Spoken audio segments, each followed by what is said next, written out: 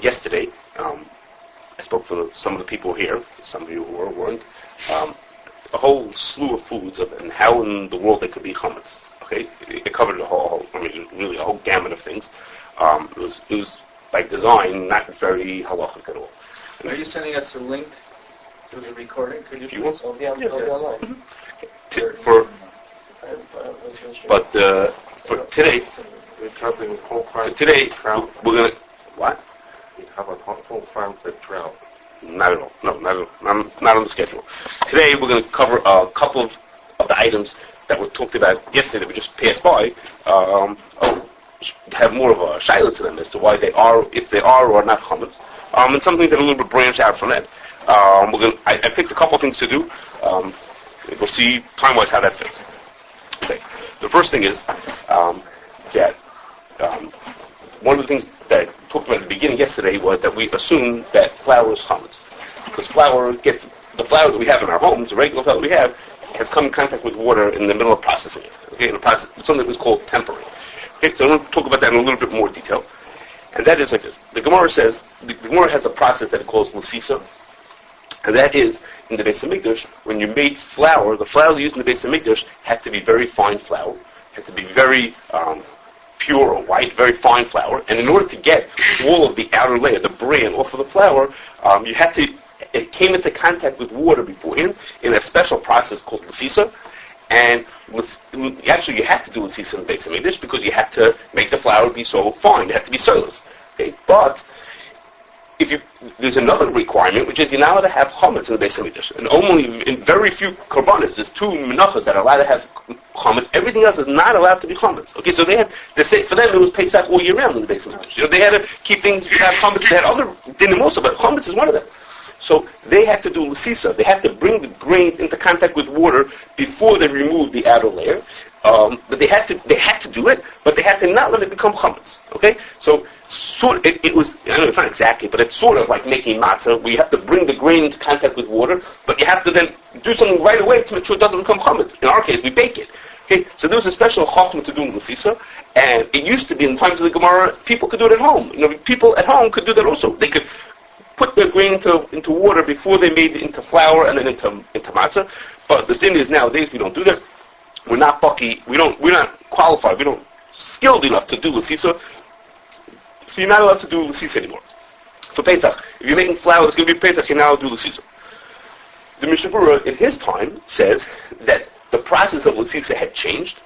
In his time, people did l'sisa by, it was like submerging it, like really soaking the grains in water in a way that he says it sits there for way past 18 minutes, and the Mishnah Berurah says that in that case, it's a shayla, but the inclination of the Mishnah Berurah is that stuff is vadei chametz. If you did that, it's not a possibility that it's chametz, it's vadei chametz. Well, what I didn't explain to you is, the Shulchan Aruch says, we don't do l'sisa anymore, and the Pesach can say, but if you did l'sisa, and you tried to be careful, it's suffix if it's chametz, and it has certain leniencies to it. But the Mishnah Berurah says, the way we do it nowadays, where they put it with lots of water, he says, forget it, that stuff is not chametz. Most people hold that that's vadei chametz, and that stuff is chametz. However, he says, okay, what happened is, the modern version of that, okay, is what we call tempering. Okay, all of these things that I'm mentioning, all of these processes are all for the same goal, which is somehow by having the grains absorb water, it helps in the removing of the outer layer, what's less desirable, to remove that outer layer. Okay, and this. You want to say something? The Pesach? Yeah, okay. What we want? The brain. Okay, so the nowadays when we temper, the way the companies do it is they spray a very, very minute amount of water onto the grains, really a tiny mist of water onto the grains.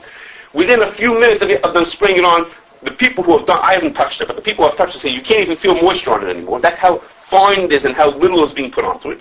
But then after you do this fine misting of water, it then sits for a long time, 8 hours, 10 hours, a very long time, I guess to get it really soaked in, whatever's going on, and after which they mill the grains to turn them into flour.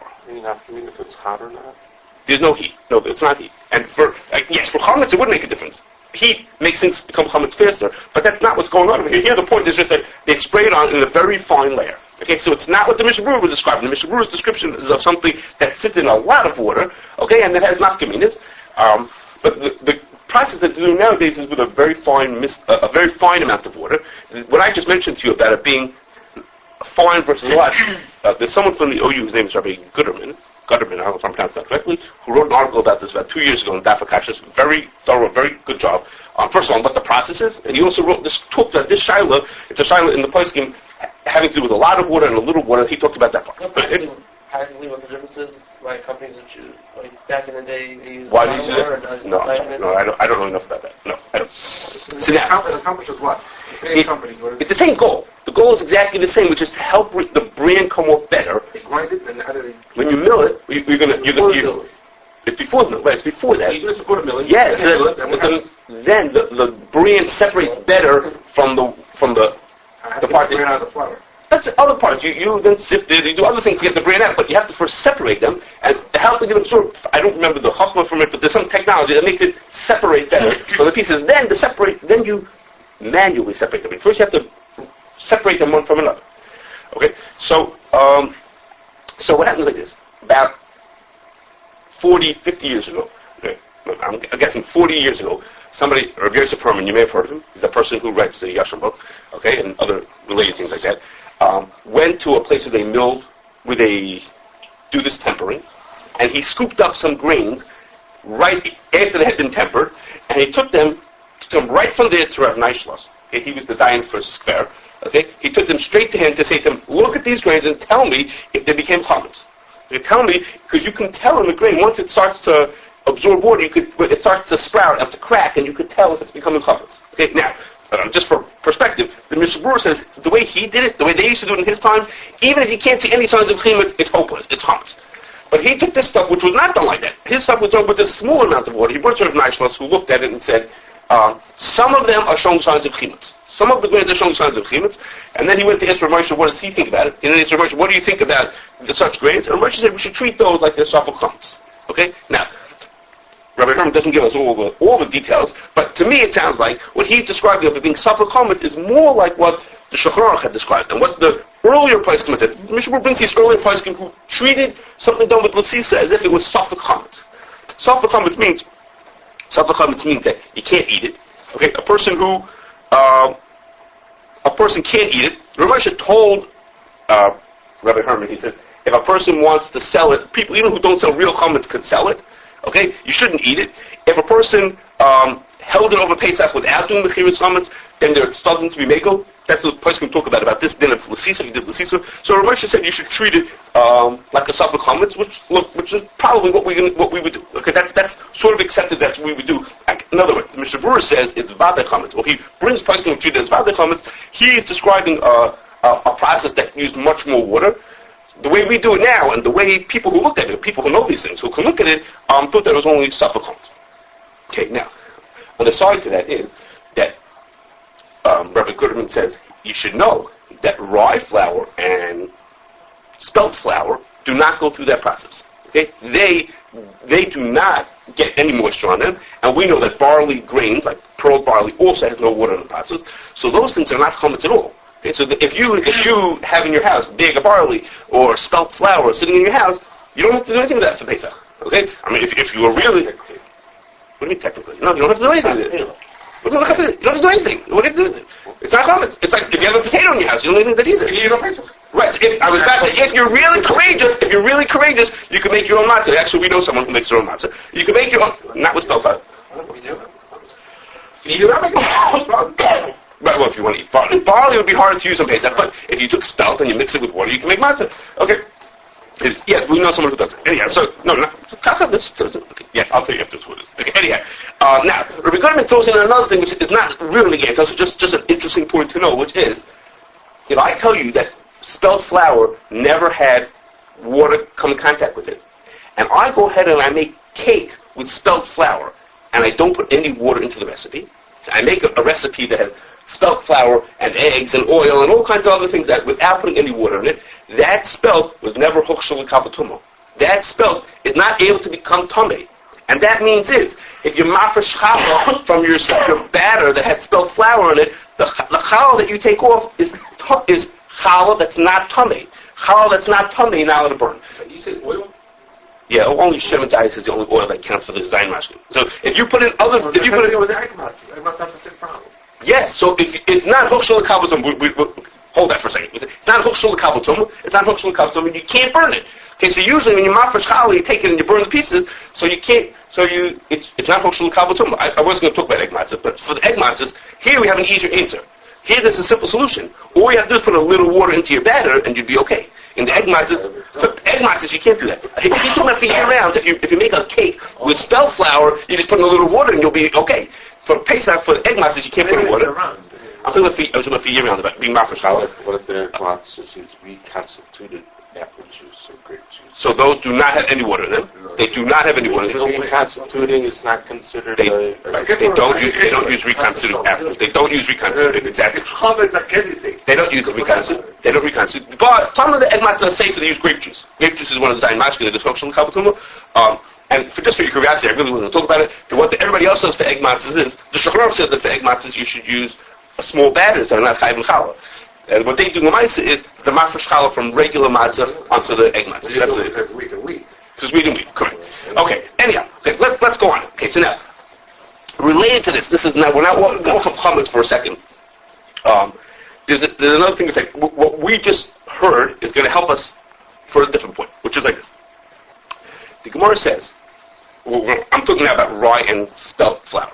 The Gemara says, the Gemara has some machlokes. When the Gemara says that at the night of the Seder, you have to eat matzah shmura. The Gemara has some machlokes. What does matzah shmura mean? Matzah shmura means it was watched. Someone oversaw it to make sure it didn't become chametz. It has to be matzah shmura.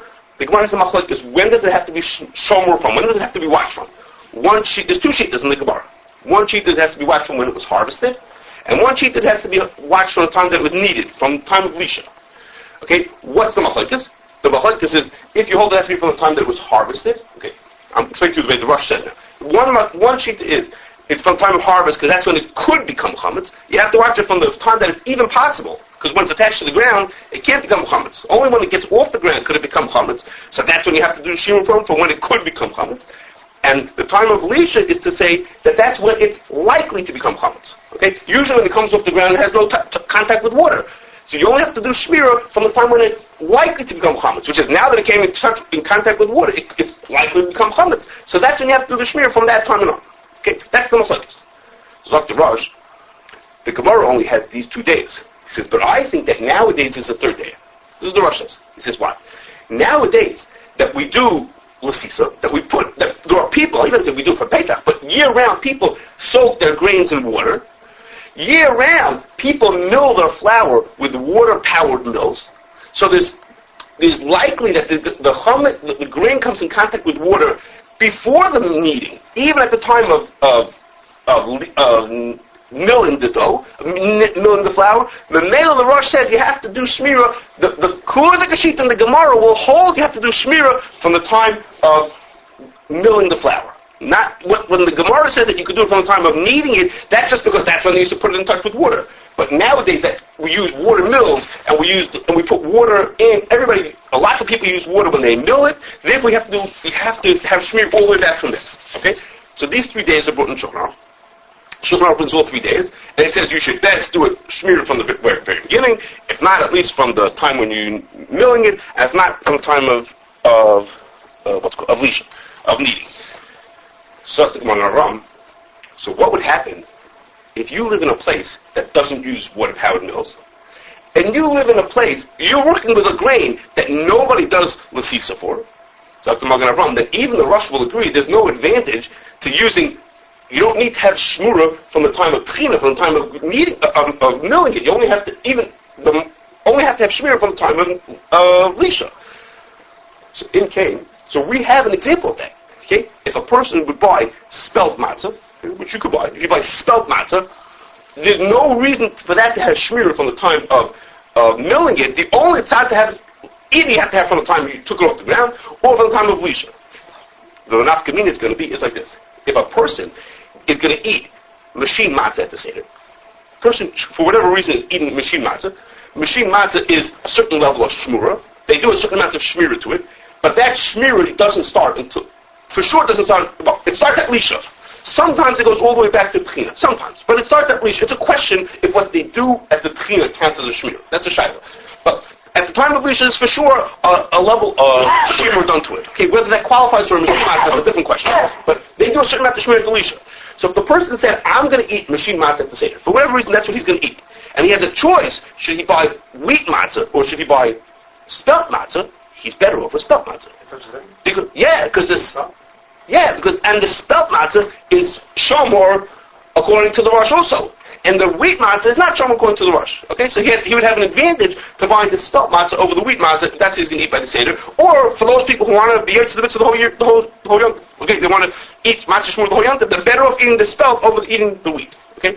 Now, for those of you who remember, I'm sure you're about to jump on me, last year we talked about studim why wheat is better than spelt. Okay, last year we talked about picking up machine matzah, we talked about the other studim. But this is a time from what we're talking now, why spelt has a mile. Spelt, I don't think there's such thing as rye matzah, but spelt matzah, whether it be an advantage of spelt machine matzah over wheat machine matzah. Yes. Do you want to say something?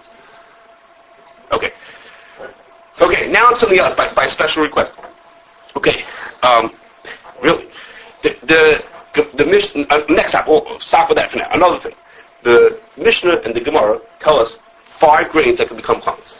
Okay? The Mishnah is 5 grains, and the Gemara gives them in their Aramaic names also. We have these 5 grains that can become chametz, and maybe that we can do some matzah.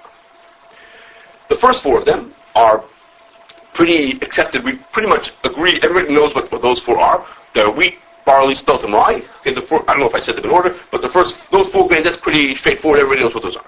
Okay? The 5th one, Shibor L'Shul, is a Shaila. What's the Shaila? The Aruch gives 2 explanations for what that word is. One is something called Sigel, I don't know if I'm pronouncing that right, which is a kind of barley, and one he says oats. Okay, the Aruch means 2 days. The Rambam in Kalayim says that it means barley. In a certain kind, I think he says. What's the Hebrew word? Sorry, Midbaris, I forgot. Shibor L'Shul. He says, I forgot the exact variation he says, but it's a type of barley. That's what the Rambam says in the Pirush Shais. And there are other Rishonim who give other hesberim, but Lamaisa, throughout, forever, everyone has accepted what Rashi says. It's also in the Rosh and the Rabbeinu Gershom and many other Rishonim who say that Shibor L'Shul of a 5th grain is oats, and that's been accepted forever, that's what Shibor L'Shul is, that it means oats. Okay, so this is Machlokes Rishonim. I mean, the Rishonim bring different days about it, and that's accepted that the din is, that was accepted forever, that the din is that it's oats. Okay. Came along a couple years ago, maybe 30, 40 years ago, came along a person, Dr. Felix, Yehuda Felix, I think I'm pronouncing his last name right, I'm not sure. I don't know, someone like that, who wrote, I'm not sure. Okay, who printed a sefer, a very, very interesting and worthwhile sefer, which is called Hatzameach L'Chai Mishnah, in which he goes through all the plants and all the farm implements and everything of these kind of things that are mentioned in Mishnayos, and he tells you what it is. He tells you in every different language with pictures and everything, and it's a very scholarly, so to speak, work. It's written, and it's very useful. You learn in the Mishnayos, particularly, that's where a lot of this is in Klayim. There's all kinds of things mentioned. You haven't a clue what it's talking about. So he tells you with a picture and with the name in Latin and in Hebrew and in all kinds of things. And he gives you the whole spiel as to what the thing is. Okay, so he has in the back of the sefer, he has like 10 pages of all the things that people got wrong. In other words, most of the sefer is things that no one ever heard of. So whatever he tells you, you believe him. Okay? But he has like 10 of them that he says, this is ones that people think something, but I'm telling you I know it right. In other words, in the main part of the sefer, he tells you what he thinks it is. And in the back, he tells you, but this is what the other people think. So it's like, we'll give them equal chance. He gives them their same page to describe what it is, but he just doesn't agree. Okay.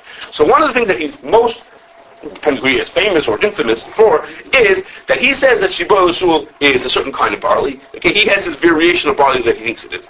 And it's not within the style of his sefer to bring you rayas from Rishonim. He doesn't bring any Rishonim who say it. He doesn't bring that the Aruch has 2 days about it and the Rambam. He doesn't bring that. That's not his, so to speak, style.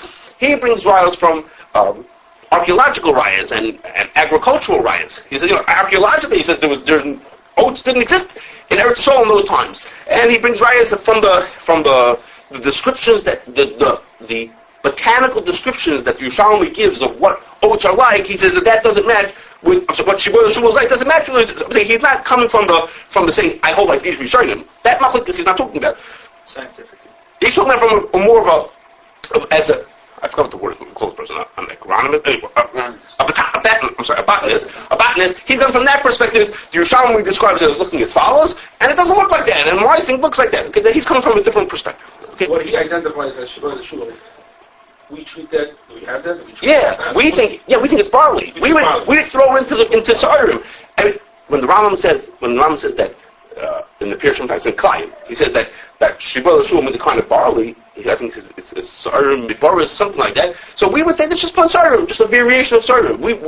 It's Chametz. We don't have a question it's Chametz, but if it has 2 rows or 6 rows, that's what he talks about, how many rows of it has. So we would treat all the same thing. So that's all the, would be kidneys. Our things would be... Right. He's not talking about from the Pesach. From him, Klayim and Chal are all the same thing. It's all, he's just identifying the min of what it is. Why would that barley be separate from the other barley?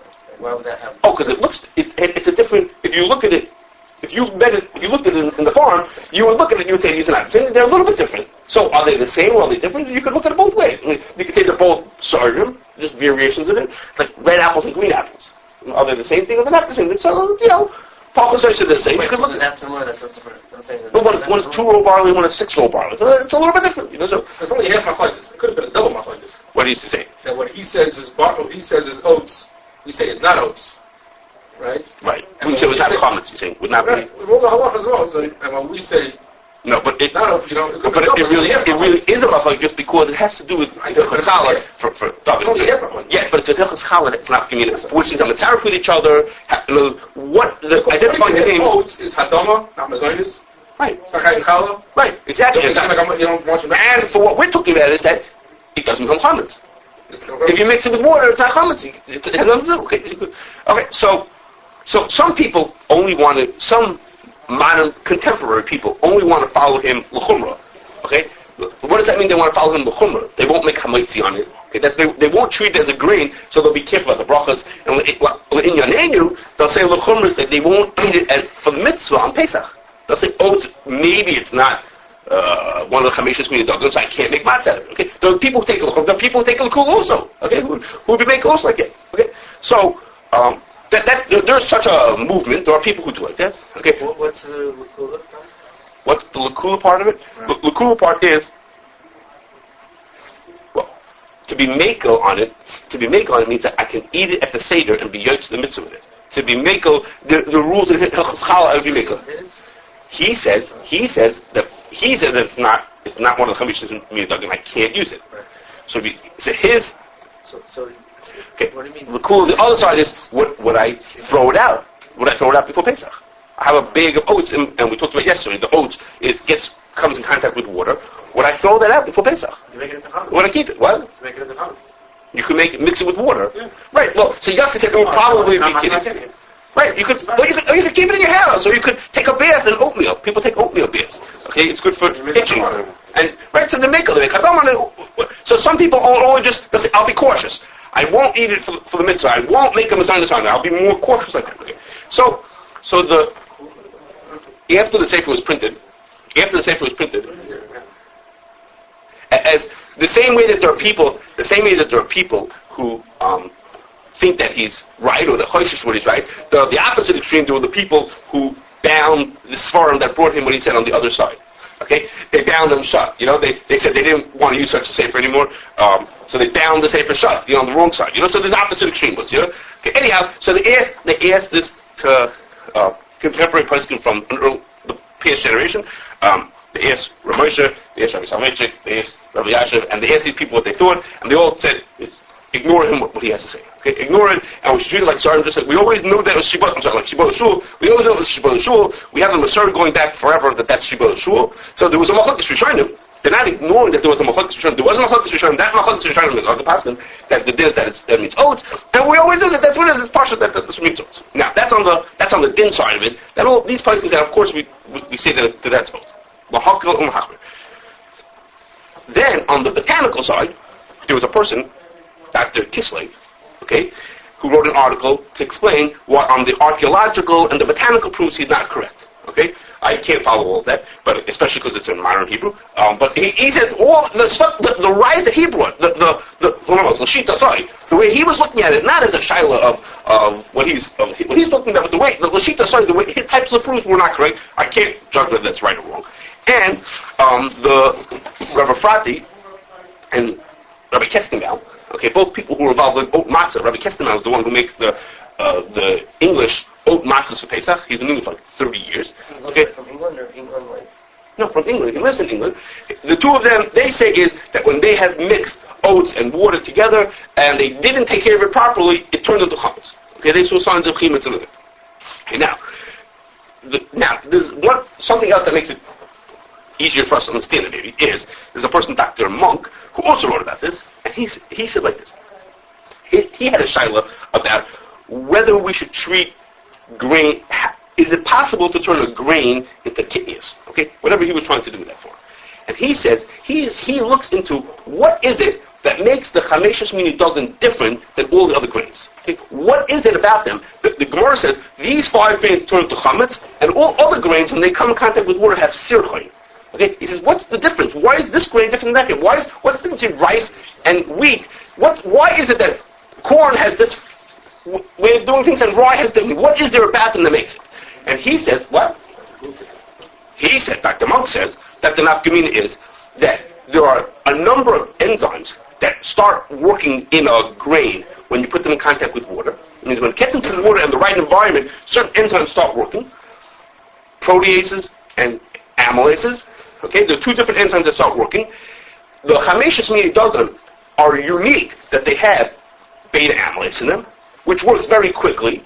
So when it gets into warm water, the beta amylase works faster than protease, and therefore the beta amylase makes it become chametz before the protease makes it spoil.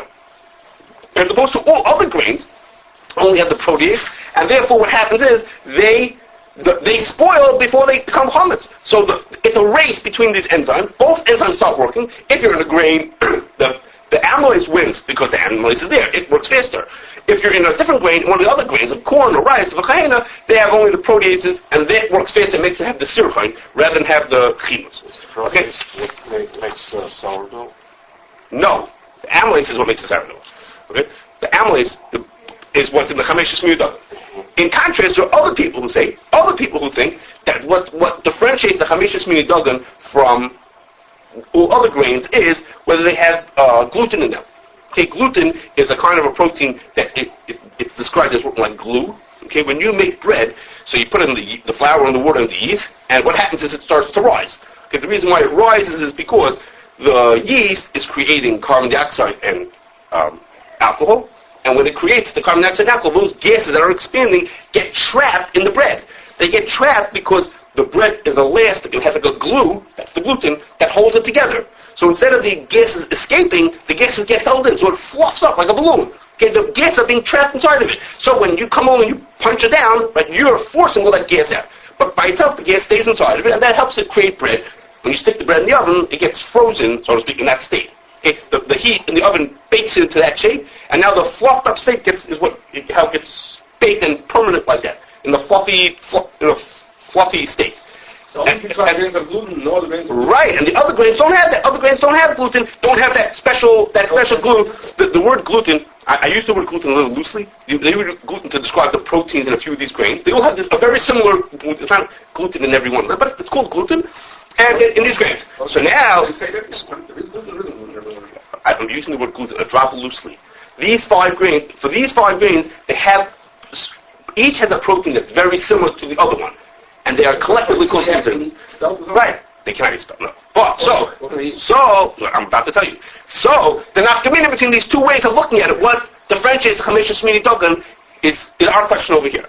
Because oats doesn't have gluten, but oats has amylase in it, has beta amylase to it. Okay? So if, according to Dr. Felix, according to Dr. Felix, Dr. Felix is looking. He's looking at it. He didn't say this, but we would put it into his mouth. He's looking at that gluten is what differentiates it, and the oats don't have any gluten to them, and therefore, since the oats don't have any gluten to them, they can't become chametz. When we say what's unique about the So the reason why, we'll digress for a second, the reason why oats is rare in gluten-free foods, it's not unheard of, but it's rare, is because oats are often contaminated with wheat and barley, with those kind of other grains, and they have gluten by contamination. They don't inherently have it. So maybe that's another thing. You'll say, no, gluten is what counts, but they always have gluten, they have a little bit of gluten from the chaverim. So maybe even he could be matzah. Ibai Sema that really holds gluten is what counts, but they have the gluten from the other. And the oats, the amylase beats out the rice. Yes, so that's Rabbi Frati and Rabbi Kessler telling that they tried it and it became chametz. Okay, so that could be the nafkamina if we want to talk on the scientific level. Why does? In other words, it really comes down to what's special about these grains. What's different about them, about rice and corn, than wheat and barley? What's different about them? So Ken said that's like sort of at the base of the shiloh is. What is it that differentiates that we say these can become chametz, these cannot become chametz? Okay. So oats don't have something similar to gluten? Yeah, they do not. They do not inherently have some. That's why celiac eat oats. But if you go to, but a celiac wouldn't eat oats that you buy in the store because they're contaminated with other grains. Okay, so whether that contamination is enough to qualify to be chametz, probably not. But to qualify, but they have. Celiac wouldn't eat oatmeal cookies from a regular person because they're contaminated. They buy gluten-free oats that are processed and grown away from the other grains, and then they can eat them. Okay, let's do, if you have patience, one more thing? Sure. Okay, do one more thing. Okay. The Shulchan Aruch says, in Taf Samachet, if you read it, the simple reading of the Shulchan Aruch, you looked at it, I had mentioned to you that a grain of wheat has inside the part that we eat, the starchy part. Around that is a layer that we call the bran. Okay, there's a few different layers. We call them the bran. Okay, we're going to talk in a second about the very outer layer called the chaff. Okay, but this layer is called bran. That's like a covering over the wheat. Can that bran become chametz? Okay? If you put that into water, could it become chametz? So the simple reading of the Shulchan Aruch and Taf Samachet is that thing the Shulchan Aruch calls it mursam, that can become chametz. He's talking about feeding it to animals, and he says, or putting it on as a cream. He says it could become chametz, and if we're not use it on Pesach, you're not allowed to mix it with water on Pesach because it could become chametz. Okay, that's the simple reading of what it is. The Samach Renim don't read the Shulchan Aruch that way. The Pri Megadim and the Bach learn that the mechaber really the bran cannot become chametz. But usually the bran has a little bit of the starch on it. When you rip it off, it doesn't come off. So with such a clean break. So there's some starch in it, and so the reason why I can't mix it with water is just not because the bran itself could become chametz, but because the starch that's on it could become chametz. Okay, that's how they learn. But the Magen Avraham asks on him. He says, what are you saying? He says, if you're right, that you only can't use it because it may have some of the real grain on it, then that could become chametz. He says, in Cain, could you make matzah out of it, or you couldn't make matzah out of it? Why would you want to use the bran to make matzah? So you would not be allowed to make matzah. Right? According to the way they're learning, you couldn't make matzah out of it, because you can only make matzah out of things that become chametz. If the bran can't become chametz, then you shouldn't be allowed to make matzah out of it. But in fact, the Mechaber Paskin said you can. You can make matzah out of this bran, you can make matzah out of it. So if you can make matzah out of it, obviously it's because it really could become chametz, and therefore he doesn't want to learn the Shulchan Aruch like that. So, but the Magen Avraham says, wait, but maybe I'm not right. Maybe all you have to do in order to be able to make matzah out of something is not be able that it could become chametz, but it comes from a min that could become chametz. As long as it's from the min that could become chametz, that's enough to make it right to make matzah out of it. Even if you can't make matzah out of it, even if you can't make chametz out of the thing itself, you could still make matzah out of it. Okay, so these two studim of the Magen Avraham. Okay, but whether to make matzah out of it, the brain has to be able to be etzem become chametz, or it has to just be from a min that could become chametz, is also back to the shayla. We talked about this, I think. I don't know if we didn't talk about it, but it's a shayla as to whether you could make, it comes up nafkamina, it used to come up as an nafkamina whether you could use oat matzah for Pesach also. Okay? And the nafkamina was, the reason why it was an nafkamina was because it used to be, before it used to be, oats spoil if you leave them around. It's not like barley and wheat that don't spoil. Oats, if you just let them sit around, if you take them off the ground, they're going to spoil. They're different than other grains. You have to heat them in order to keep them from spoiling. You have to heat treat them if you don't want to use them right away. I don't know if they toast it. They dry heat it. I'm not sure if it got to the point of being toasted. Maybe dehydrated. So no, not dehydrated. All grains have to be dehydrated, but you have to do a special process to make sure you kill off something that's living on there that would spoil it. So it used to be. So now what happens is once you did that, it also can become chametz. Once you take that and you process it like that, not only did you kill the things that were bad for the oats, you also killed the things that would make it chametz also. Okay, so It still rise, right? it would if you brought things from the outside, it would rise. But if you mix it with water, it would not rise. If you mix it with water by itself, it would not rise. So don't have rice, just mix it with water either. No. That's because they don't have. Okay, that's because they don't have. I don't know if rice in general is not gluten to keep it. That's a good question. I don't know the answer to that question. How they rise? These guys told us they tried it and it worked. I don't know. But oats don't have gluten; they shouldn't rise. It's a good question. I didn't try it. No, not about those. Not about. We didn't mix wheat flour. It's not going to rise. You don't put anything in there. Our doughs actually would rise with time. We wanted to go faster. Maybe. I don't know if it's a week. I don't know if it's that big. Okay. So the Chayyim talks about this. He says some machlokes rishonim. What happens if you have a grain? This really wasn't our topic. It's like here in small letters here. If you have I thought we talked about this once before. If you have a grain that could become chametz if you process it one way, but the way you're working with it, it doesn't become chametz. He's talking about you did it with May Paris. It can't become chametz the way you're working with it. So machlokes rishonim whether you could use that for matzah or not. Okay. So machlokes rishonim. Does this sample in front of me have to be one that could become chametz? Or, and that's why I can make matzah out of, if I would lit it, it would become chametz. Or, there's just that this min could become chametz, not the sample in front of me. The min is the type that could become chametz. Okay? He talks about it, he says you should be machmir. That used to be a problem for oat matzahs. Okay? It used to be that the oat matzahs were processed like that. They were treated with heat beforehand. So the oat matzah could never have become chametz. Okay? They've competition really helped over here. Because the other company that makes oat matzahs, the Lakewood people, figured out how to make it without doing that heat treatment. And so people were recommending that over the English matzah. So the English guys then figured out how to do it also. And now everybody, Baruch Hashem, now the competition helped. And everybody's oat matzahs are kosher for the Seder. But anyhow, so back to where we were. So so I told you there's two ways of understanding whether bran could or could not become chametz. Okay, it's two ways of understanding whether the bran could become chametz or not. And the Mishabur implies that the bran can become chametz. That he holds like the simple reading that the etzim can become chametz. Okay. What's an nafkamina? Why am I telling you this? We're not just trying to learn the din over here. I'm telling you because there's practical nafkamina for something called Koji fermentation. Okay? What's Koji fermentation? Most of our fermentations that we're familiar with are done by you take a microorganism and you give it a lot of glucose to eat. It eats the glucose and it either converts the glucose into something else, it makes citric acid out of it, or it eats the glucose and it reproduces itself. And the microorganism itself is what you want. Okay, so something like that, it converts it or it makes more of itself, and that's how we do a lot of our fermentations and things like that. In Japan, they have this method of fermentation called Koji fermentation, where instead of growing it on glucose, they grow it on wheat bran. That's what they grow it on. So that fermentation would be a shaila, is that thing chametz or not? And if you grow it on glucose that's made out of wheat, of course it's chametz. But what happens if you grow it on wheat bran? So it's going to depend on this question: is wheat bran and water become chametz or not? Or if wheat bran doesn't become chametz, or the Kashrus just maybe there's a little bit of grain left on, a little bit of the real grain left onto it, that's a very different shaila than saying that the thing itself was chametz. And what's the example of Koji fermentation? We have a real live example of that, and that is lactate. The lactase enzyme is grown in this way. It's grown by Koji fermentation. So this that we tell you, it's made. No. I don't think it needs to. I think it just because of how they make it exactly. So that item is an example of this question that we're not going to tell people not to use it, but we do that because of an assumption that it is chametz. Like the Mishabur, the simple reading of the Shulchan Aruch, and like the Mishabur seems to apply also that it is chametz. Not just that it's because there might be a little bit of wheat mixed into it. Okay, I'm gonna skip back just to finish with one more thing. I'm sorry, I know we're late. I'll skip more about the lactate.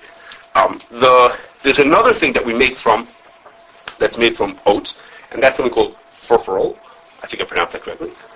Fural. I think I pronounced it correctly.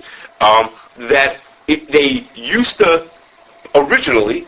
They had told Rabelski that it's not made from the bran, it's made from the chaff. The chaff, I don't know if I'm pronouncing that right either. Okay? That's not the outer layer on the grain. Okay? The outer layer, the bran is something that's edible. The bran, like you need whole wheat flour, has the bran included in it, or some of the bran included in it. The chaff is on the way outside. It's part of the, so to speak, the plant. It's really an outer layer that there, for sure, does not become chametz. Okay? That part cannot become chametz.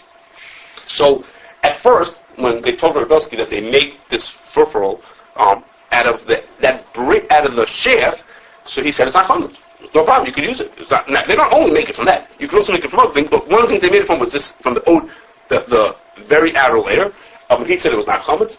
Later they were mavar that it's not exactly true, and really, they do make it from that layer, but when they do it, they steam it together with the whole oat together.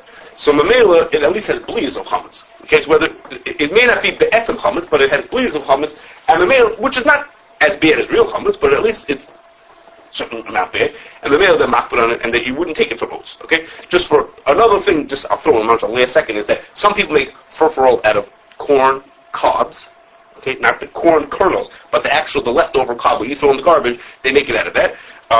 So that l'chara would not be kitnius either, because this Rabbi Schwartz has said the issue of kitnius is on the edible part of the food, or the seed part of the food, like the corn kernels, or the pieces that you eat, the peas, but the pod or the corn cob is not kitnius. Okay, so if you make it out of that cob, that wouldn't be kitnius. Even made out of corn, but the corn kernels are the kitnius, not the corn